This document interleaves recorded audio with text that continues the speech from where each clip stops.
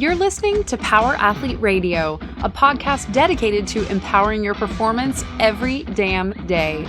Join former NFL pro and Power Athlete founder John Wellborn as he dissects the greatest minds in strength, conditioning, and more. Joining him is everyone's favorite coach and hair model, Chris, aka Tex McQuilkin, Power Athlete's Director of Performance. So whether your goal is to be the hammer, destroy mediocrity, or simply move the dirt, you've come to the right place. Now with the warm-up done, let the gains begin. Yeah. Power Athlete Nation, welcome to another episode of the premier podcast in strength and conditioning. I'm sitting here with John Wellborn. Wow, you took it old school. Power Athlete founder and CEO and 10-year NFL player. 9-year starter. Yeah, thanks for having me. Yes, and the friend of the podcast is joined by another friend of the podcast, Officer Colin Jackson. Welcome to town, my friend. Long-time listener, one-time caller. He did call. First time the hotline. in person. First time in person. First time in person, yeah. Colin and I, we are college teammates, so been going strong, friends forever. 18 years, just beating each other up, hanging out, and holding each other accountable for nonsense. Yeah, man. Welcome to town. You're in town for Jeff Gonzalez's Concealed Carry Course 2. Yeah, so it's the more sequel. advanced version. Yeah, it's the more advanced version, which is perfect because that's what we like to do with Chris, just throw him into deep waters. Yes, exactly. I start with... Chris is like, I have a gun. I don't know if it works, but I assume it does. What is a holster? Is a holster where you just tuck it in the back of your jeans? I told him I have a whole bag full of holsters that we'll bring because I'm sure everybody I'm sure you do too. We have this it's this purgatory of holsters where you get one, you're like, oh, this is great. And then it sucks and it goes into the bag. What I do is I bring the bag and then let people select. Well, here's what Jeff's in for. I'm going tank top, no belt, jeans, tank top tucked in, and I'm not concealing my carry. I'm just carrying. That's big trouble in Little China. Exactly. That's exactly. Boot knife? Boot knife. I will tuck my jeans into my boots and put another gun in the boots. What's aggressive is the fact that when you just take the pistol and tuck it into the front of the pants, like appendix carry with no appendix holster. Well, I want to explore some demands of being a police officer, and we can explore training within that, both general preparation, barbell, all the good stuff, because you are a Grindstone athlete. And then the specific skill work, like y'all were talking about BJJ. So a lot of that. I was going to ask you on the Brazilian Jiu-Jitsu. I can see I come from more of a fight boxing background, whereas I don't really think you guys are ever in a time where you're fucking one-on-one street fighting dudes. They're really not. But whereas I see in the jits, like the idea of being able to get underhooks and get dudes into control, and if you take a dude to the ground. I heard John Danaher, who's a shaved head dude that works with Gordon Ryan. He made an interesting point where he was talking about why the ground was important. Because, obviously when you're on your feet, you can generate a ton of force. So he, in his analogy, which was kind of a crazy fucking analogy, but he was talking about throwing the javelin. You can generate all this force off your feet throwing the javelin, but if you ask somebody to throw from their knees, it's not going to go far. So the idea of getting somebody on the ground off their feet takes away most people's power to generate a kick or explode or do anything. And most people aren't dynamic enough on the ground. So it's a great way of getting them off their ground into a bad place and then using the ground as a fixed point against them. And I was like, man, that's as he was talking about it, obviously he was talking about the strength of jiu-jitsu as a skill, but all I could think about it is a cop or a police officer in a defensive situation, getting the individual on the ground into a position that makes them vulnerable and then using the ground as leverage against them.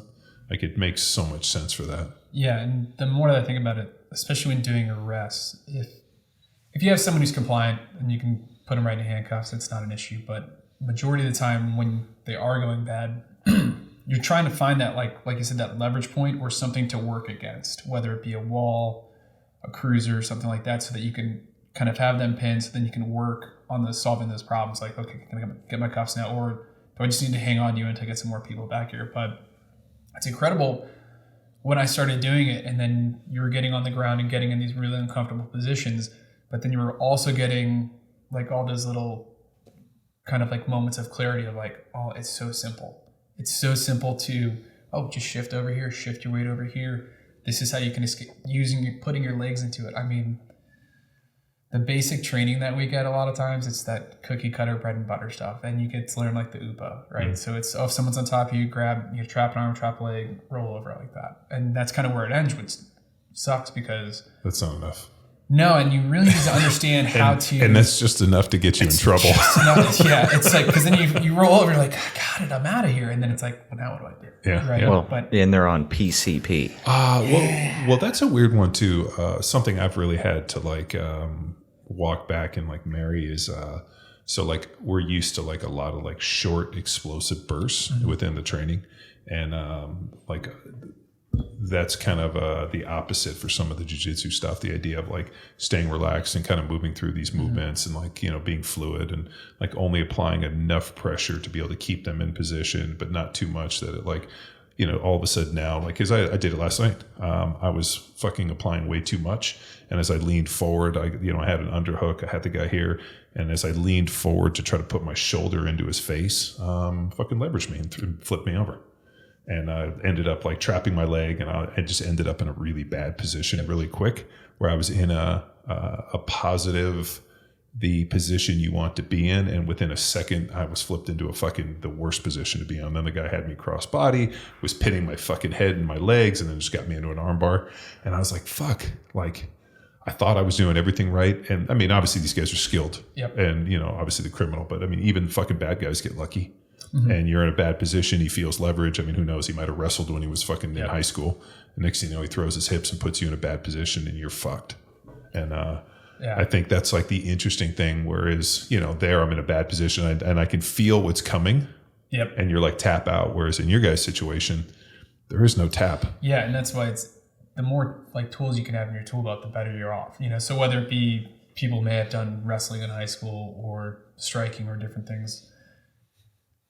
I think when we were talking about it earlier, the best benefit for policing is getting in that uncomfortable position, right? And it's the closest thing you can really get to a street fight, because it's another person doing their best, putting their most effort into kind of, I guess the best way to put it is dominating you, right? So not out to hurt each other, but it's, I'm going to beat you, right? But in kind of a safe environment. It's the closest thing you're going to get to one of those actual street fights. So for me, it was when you could start getting under pressure, and then understanding it's like, this is a bad situation. Okay, if this was really happening to me, what do I need to prioritize? Okay, can I retain my weapon? Cool.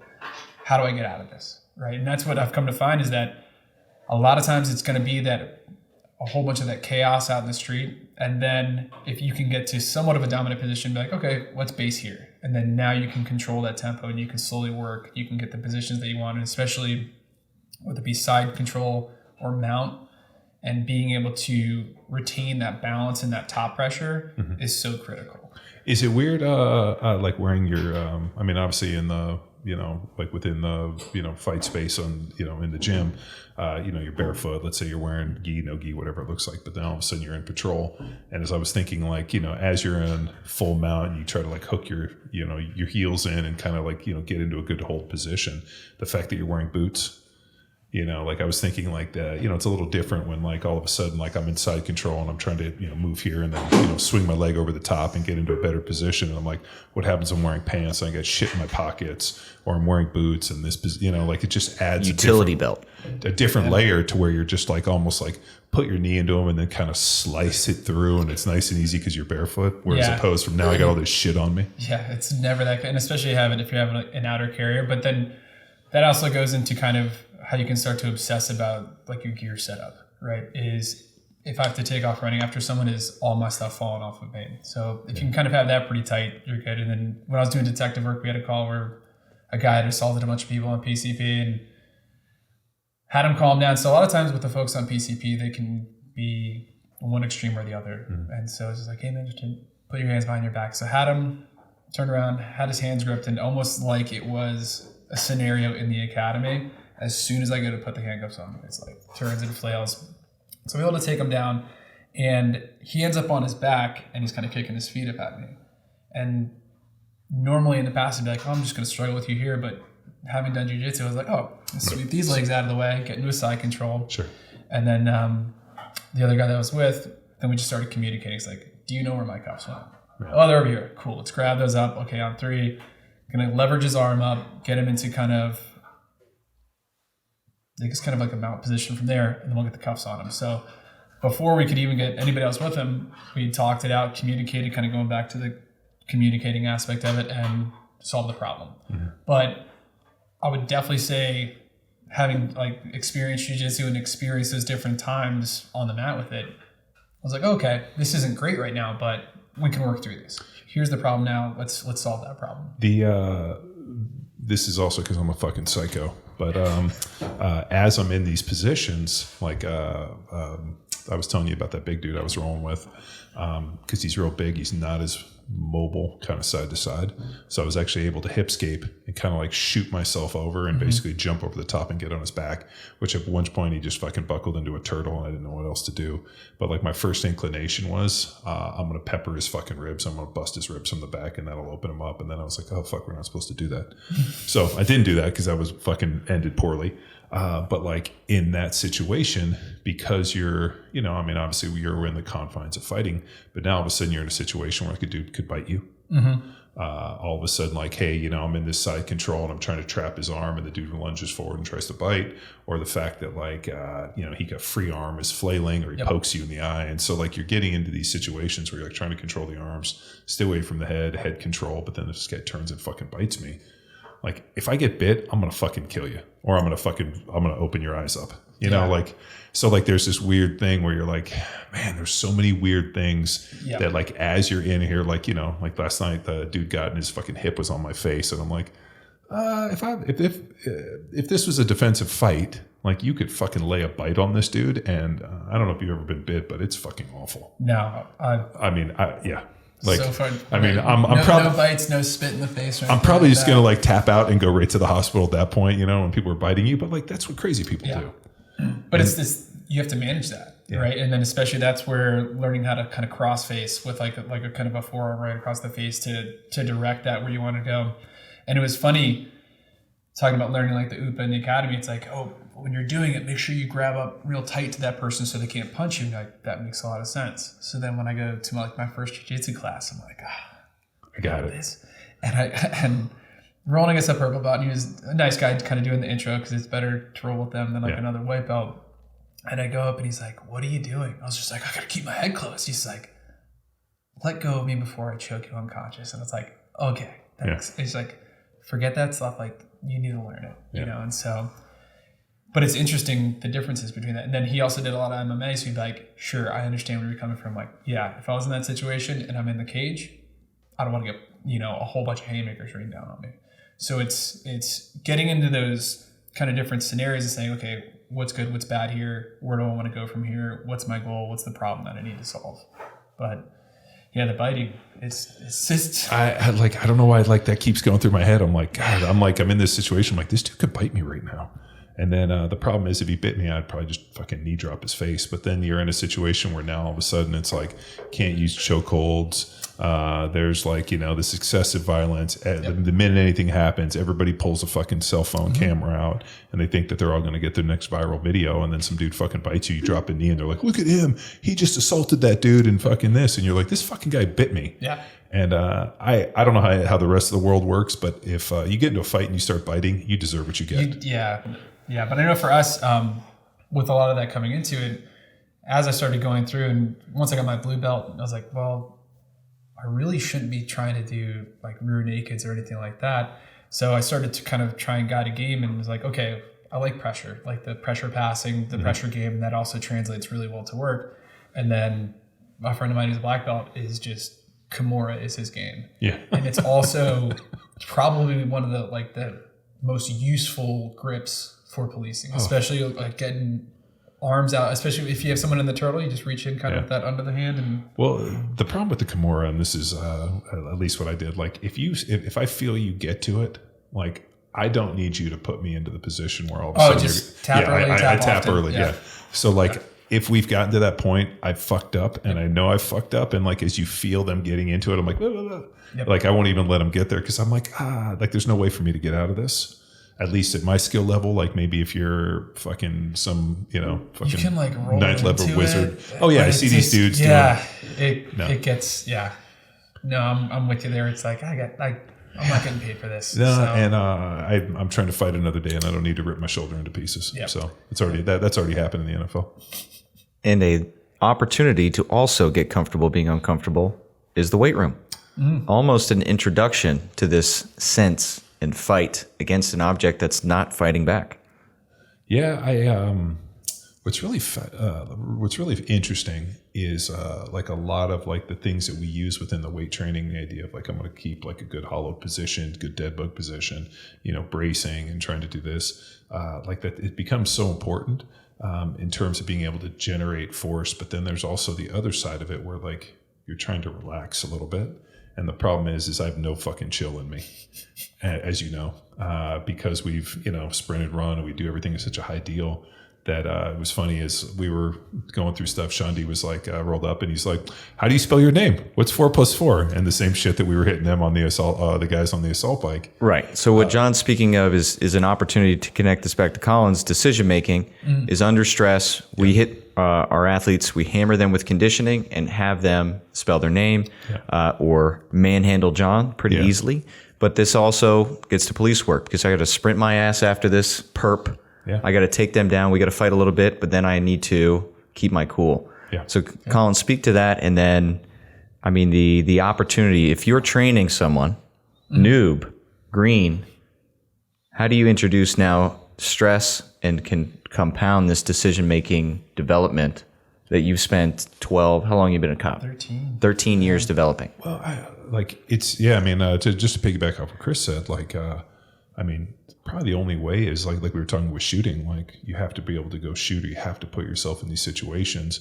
I mean, you've taken the forefront to be like, hey, I'm going to go humble myself and do this. Like, how do you help shepherd people along to making that good decision? A lot of it comes down to talking through things. And especially if you have like a rookie with you in training, I always be like, we just got shot. Where are we? And it's inconsequential, but it's helping them learn where they are in the city, where we're going, like, what's going, like, how are you going to call it on the radio? What are you going to say at this point? Because it's funny that a lot of the little things that you kind of take for granted, having done them so long, when they're new, it's like, this is a mountain I need to climb. Yeah. So, but how can you do that with giving them just the right amount of stress so that you're not overwhelming them, but that when the time comes for the real stress, they're falling back on, kind of the good habits that they're developing. So, just like the little, getting them with that, like, we just got shot, where we're going. And then, a lot of brief, like, kind of breaking stuff, like, why were you standing that way? Why were you over here? Were they aware of their foot position? Yeah. Exactly. So, what about like escalation of force? I always think that's an interesting one. Like if this guy's a 2, am I a 3? Because I've run into cops that, like, if somebody's a 1, they're always a 10. And like the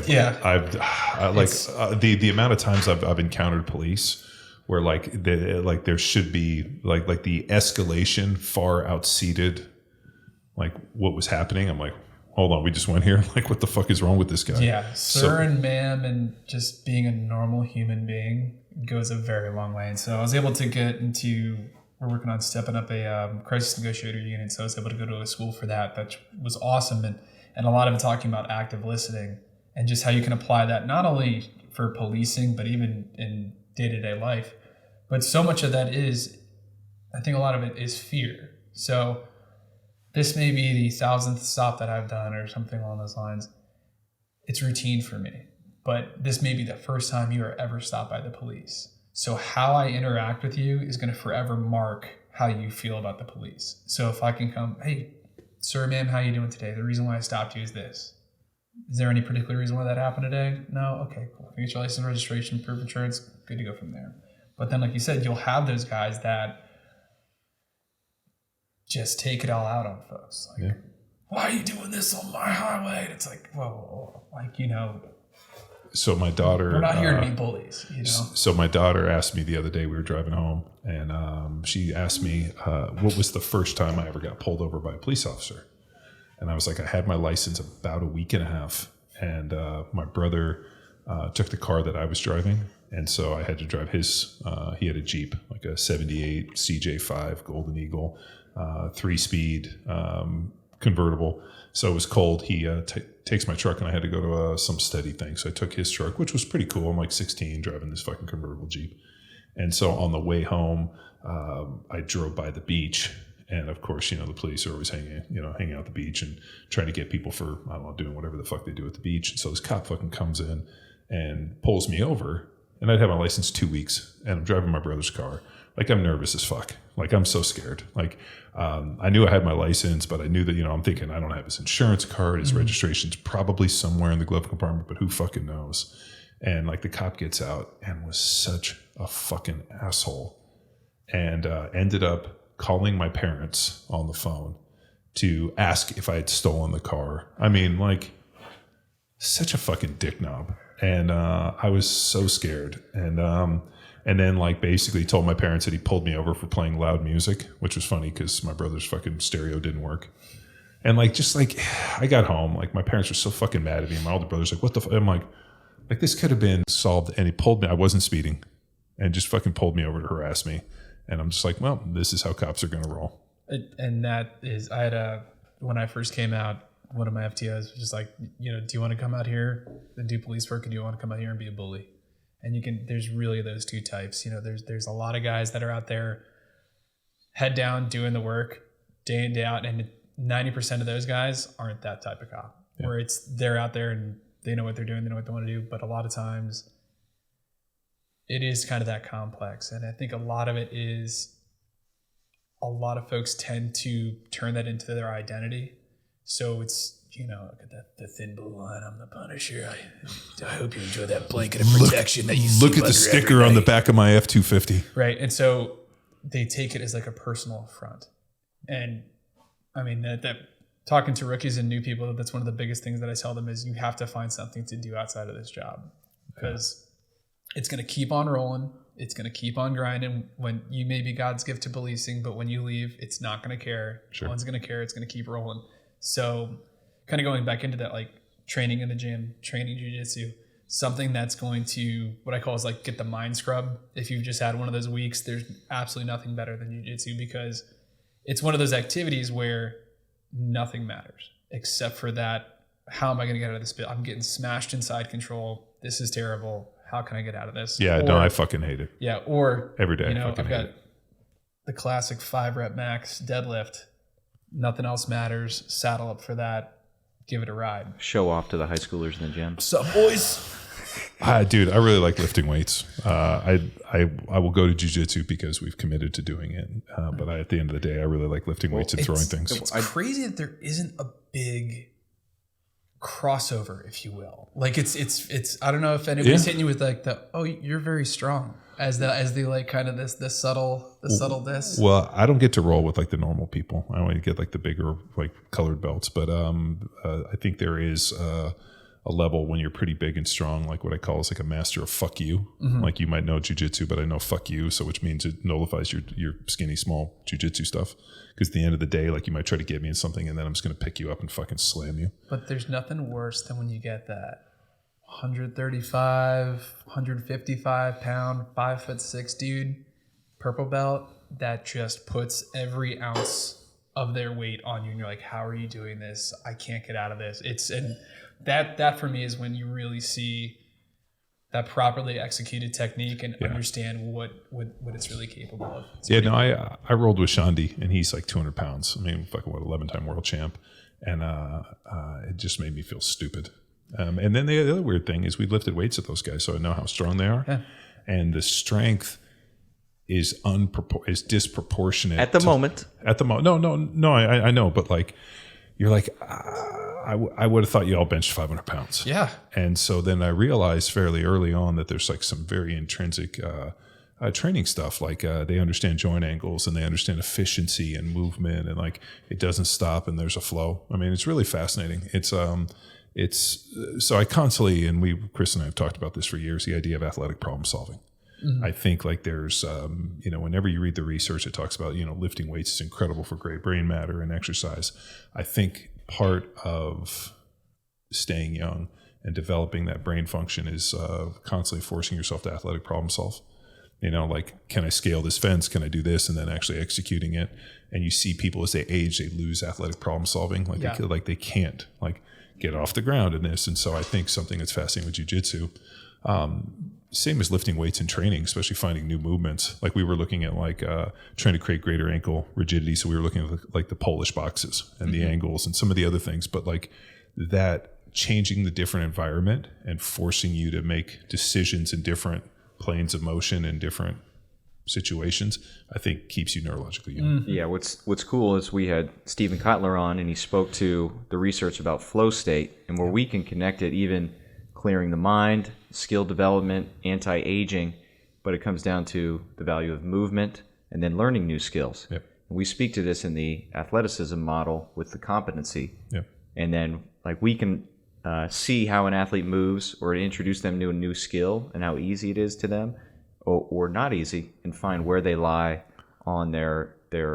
timeline of athleticism, which is awesome. Yep. And it's cool to give these guys these new movements, and then we're seeing them improve them. And I know you're hands-on with manual resistance, so you can feel the efficiency increase and the fight and the turn on, like the literal turn on of the athletes in their resistance, which is cool. Well, I wrote which is similar to jiu-jitsu, I imagine, but we're just taking it one step back to like general movement. Well, years ago, I wrote a blog post called "Always Be a White Belt." The idea of like constantly taking on new tasks and mastering them, and like it's okay to not suck at things. And I wrote this blog post because I really believe in it. And then all of a sudden, this is when I was faced like now I'm legitimately a white belt getting fucking smashed every day, and I have this like constant fucking like one devil on one shoulder and one fucking angel on one side, where it's like this is so good and athletic problem solving, and it's amazing, like this like good fucking version of somebody on my shoulder, and then I have like the other version of me with eye black that's like fuck these people, fucking smash them, like don't fucking submit. Sweep the leg. Oh yeah, totally. Like like any of the like whenever we're on our feet and doing any of like the judo stuff. That's my fucking wheelhouse. I would have to assume, fighting for grips and like foot position I don't and want to people's go against you on that. Yeah, but like fighting for position and trying to get Footwork, people. No, that's my wheelhouse. And so like those guys are like this like leg sweeps and like to the point where like you're kicking their leg as they lift it and then trying to like and then even like a dude will try to get the underhooks underneath you and I'm like this ain't happening. So like that type of stuff is like, I got like the one guy with the eye black that's like fucking finish them. And then it's like, no, you're here to learn. Be a white belt. These are your friends. Teabag them. Like they're all so nice. Don't be like this. And then it's like fucking break their neck. Like, so I have this good versus evil constant battle going on in my head.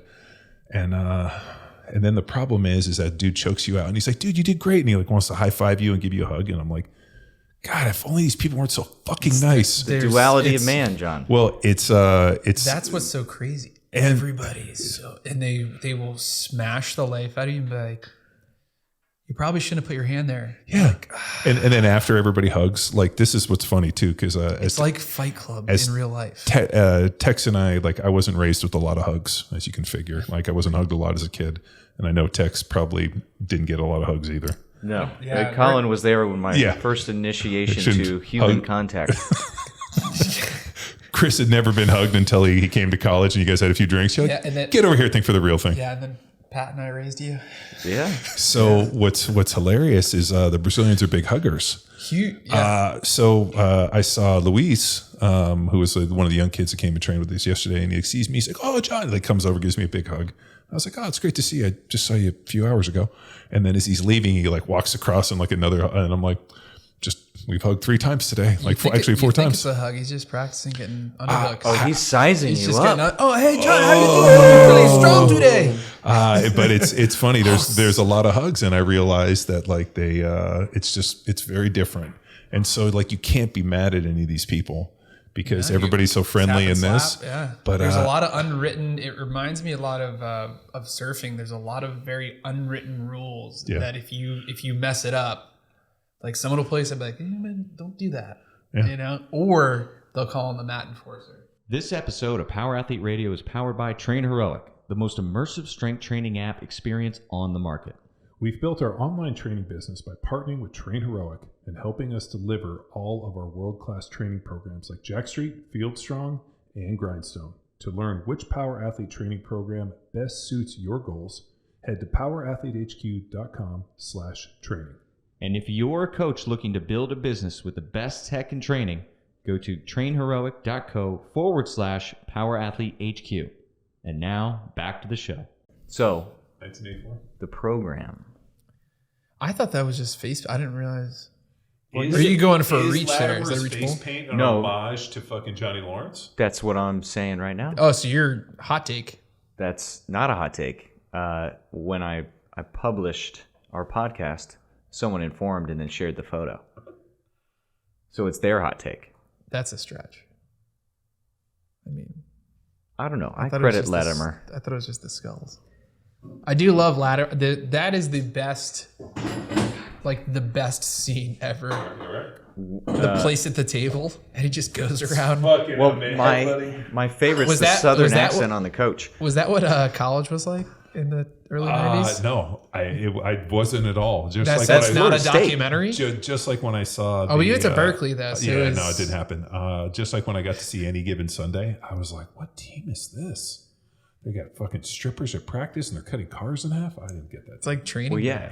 It's like, oh my god, It's like I'm gonna have to smoke PCP on my first day. is this gonna be like colors? Like Pac-Man? Colors. Oh, colors. Emma Robert Knight. Duvall. Man walking. Fuck, that's the best movie. So where were we? Okay. So he asked me an interesting point where he thought that if any of my NFL offensive line training translated into skills within jiu-jitsu, and I said no. The only translation of skill came from when we do the judo, from like when we're on our feet with the tussles and trying to get into that stuff, the ability to be able to play in space and move people and throws and all that. Like that's my fucking wheelhouse. The minute we lay on the ground, all my power goes away. Yeah, because I would have thought with a lot of the kind of the arm work, and he's talking about using that for direction, that when you're on, especially on your back and in side control, and you're trying to build frames out, which essentially is using that to build space, I'd have thought that would have translated more. But I guess thinking more on it, you're not really using your hands as much. And I'd never ended up on my back. Yeah. Like I've told you, if I end up on the ground with a dude on top of me, everything has gone fucking wrong, and I'm probably not going to have a job tomorrow. So like the idea of like being on the ground, a dude on top of you. Now there were many times where I drove a dude to the ground, and then I would fucking smash him, and then bounce right up and get on my feet because I didn't want to lay on the ground. We had a rule in the NFL: the dudes that play on the ground don't fucking play. And so I was telling him actually. Yeah, brought that into Power Athlete with the athletic burpees. Yeah. But like the idea of me laying on my back with somebody on top of me gives me a little bit of anxiety. And I have this like strange feeling of like, and it's hilarious. All the imagery and all the branding for Power Athlete goes through my head, like empty your cup. It's not about you, you fucking asshole. Move the dirt, you know, like I'm like, this is a process. The only way I'm not going to get better at this is if I stop showing up. Be a white belt, be humble. Like all this shit that we've written about, I have to like mentally tell myself, because we have this fucking little ego where I'm like, fuck man, I know that I can smash this dude, but like, that's not why I'm here. I'm here to learn a skill. And I know that it takes a certain amount of exposure and opportunity. It's like lifting weights. Like, yeah, I want to be strong. Well, you got to go through the process. You got to go underneath the bar. There's a certain amount of reps, tonnage, load, opportunity you have to do to get to a certain place. And there's no way to circumvent the time. I mean, there's no way to like plug in. And I constantly think as I'm driving home, if only this was the fucking Matrix. And you remember he plugs it in and he's like, I know jujitsu? Like how great it would be if I could. I'm out on that. Fucking, dude, if you could just plug the fucking zip drive in and download and I could. We actually had this conversation on the podcast with Jim Carrizzi, throwback, that the Matrix has like screwed a generation of hard work because of the plug-in versus the Karate Kid and the process that he went through. Wax off. Exactly. I know. But how much more fun would it be if you could just walk in, get downloaded, and then just go fucking like rumble in the jungle? This is what cops talk about on their downtime? Just stupid shit? Pretty much. That, a lot of hypotheticals. I'm just more interested in the fact that that Thor was able to forge his hammer in the eye of a dying star. I mean, that was by far the coolest part of that documentary. I'm not in on comics. I just I do like the Marvel movies. CGI characters, except for the, forces of nature. Do you think that they've CGI'd up Chris Hemsworth? Oh, no, he had some additionals, as Nick Hardwick would say, additionals. He wait, so like broccoli, chicken breast, creatine, and 8 hours of sleep, lots of cardio. Body weight exercises on his app. Yeah, Yeah, that's what does it. yeah, everybody knows that. 2 hours of sunlight, you're good. Yeah. Yeah. You're fine. I mean, he's got good genes. All his brothers are killing it in Hollywood. Yeah. Well, relatively theory. Right. They're If I was going to say, in terms of police work, like we're going to have fun at the shooting course. I'm pretty stoked on that, especially seeing Chris. Like, I want to see Chris like show up in like kind of like a leisure suit. I also have a blowout kit just in case. I'm wearing my 80s leisure suit on Sunday. Perfect. It's basically Halloween. Yeah. Jeff is going to hate me. No, Jeff is weird enough that he might even show up in something strange. Who knows? But the question I have is, if in police work, obviously you have to be proficient with, maybe it's probably more beneficial to be proficient with your hands in terms of jiu-jitsu and fight stuff than a weapon, but you still have to be proficient with weapons. I would say overall basic health is probably the number one issue that a lot of cops deal with. Is it diet? Is it sleep? I would say it's a lot of that, but I mean, even when I first started, where you Chipotle every day.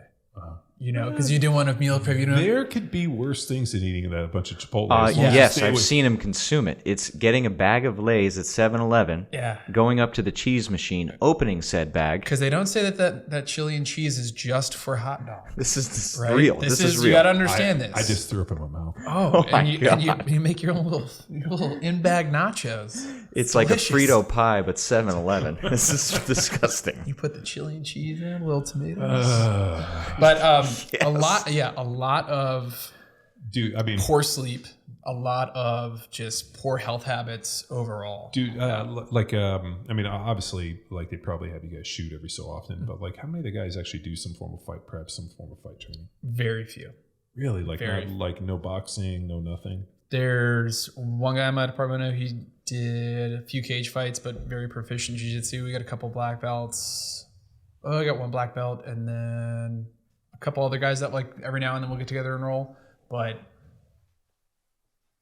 and then I think a couple dudes who were wrestlers back then. So maybe 5% of the department. Wow. Yeah.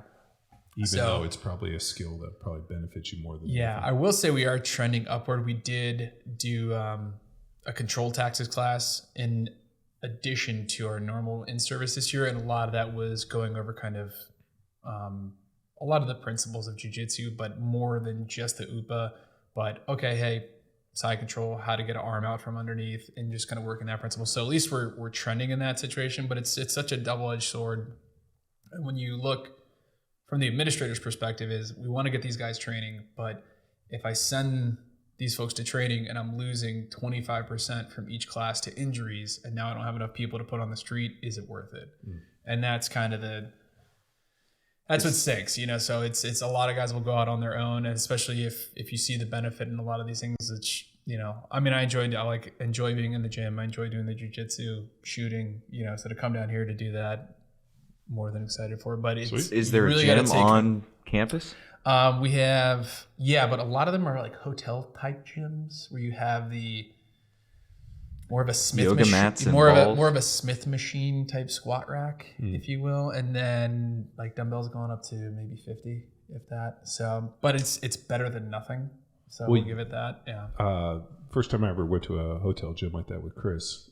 First time I've ever seen this. He actually got in the Smith machine, laid on his back, and was doing vertical leg presses. That's Mike McQuilkin's standard move. Build the glutes. And they had one plate, so basically doing one plate on each side. So I had John just sit on the bar. Yeah, just lay on top. So we leg pressed each other. And then we just got like more and more people. We found like 2 or 3 small children, maybe some like extra, and then just donkey calf raises for the rest of the it's time. Perfect. So I mean, if you really got to, you got to make it work. Yeah, and that's what I think a lot of it comes down to is. It's like the horse to water, because they could offer 1 million trainings, they could offer top tier gym, but if you don't want to make yourself better, you're not going to make yourself better. Yeah. So, how true is The Wire? The Wire is probably one of the more accurate series, especially with the back end of it when you're doing like the search warrants and the wiretaps and a lot of the kind of the politics behind policing. And that was one of the things that was so shocking to me when I first became a cop. I thought, hey, we're all on the same team here. We're all trying to get the bad guys, and then you see different priorities, different places, and so we've seen The Departed. The DMV is interesting because it's like Maryland, It's like The Departed. District of Columbia, and Virginia. So you got 3 different states governing bodies. So that's interesting. But then it's also interesting how they have different priorities in different areas and the different crime rates in each area. And you got to cover all of them. Yeah, we get all 3. And we were speaking beforehand the change in the training and I guess decriminalization of certain things. So people are missing reps in I guess how they're approaching people, how they're de-escalating situations, and sprinting after people, all that good stuff. So is that going to negatively affect potentially the future? That's what I kind of see is if you're not being able to do those, like if you can't stop 5 to 6 people a day, and that might just be stopping and contacting them and just talking to them, so that now you're getting into those little micro decisions that you can make with each stop and how is it going to go, and just getting used to talking to people who are strangers in that position. With so much stuff being decriminalized, a lot of people aren't making those stops. So you might go 2-3 days and not make a proactive stop. You might have to do some reports here or there, but that now you're missing out on all those little reps. So imagine if you just, hey, we're going to practice on Tuesday and then you're on the field on Sunday, right? And so when you get those really heavy stress situations, you haven't had that inoculation building up. So it's definitely frustrating. It's definitely harder to kind of get the job done, but you got to just kind of go with the flow and do what you can do, see what you can get done. Yeah, I think it's definitely tough for a lot of folks coming out nowadays because you're just not getting those everyday reps. Cool. Everyday reps, I like. Every day. All right. Well, we're going to get plenty. Yeah. So Saturday and Sunday. Yeah, we're going to have fun on Saturday and Sunday. Yeah, especially 1,000 rounds. I was just like, yeah, maybe if you guys will check, we'll probably post some stuff to social and probably take you on a journey. So, well, dude, thanks for stopping by, and I look forward to it this weekend. Glad to be here. Awesome. All right. Bye. Well, bye.